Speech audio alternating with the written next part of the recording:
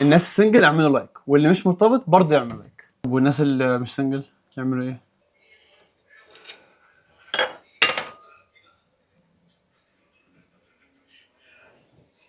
مسح الشوكولاته مع الزبده في الميكرويف او في حمام بخار ميه، سبراي زيت او حتى بمنديل.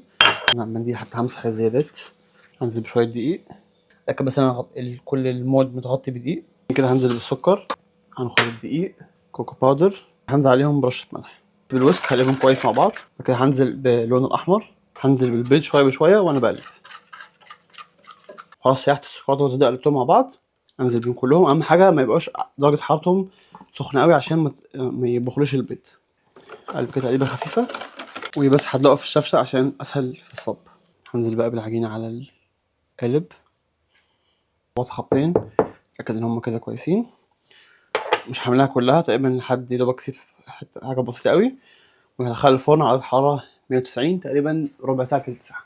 طلعتها من الفرن مش هتعرف ان هي استوت ازاي لو جبتها من الجناب نضيفه وطلعتها في النص طلعت شويه عجينه، معناها ان هي كده استوت. هسيبها دقيقتين تبرد مش هعرف اقلبها. السكينه ايه، حاول كده افكها من الجناب.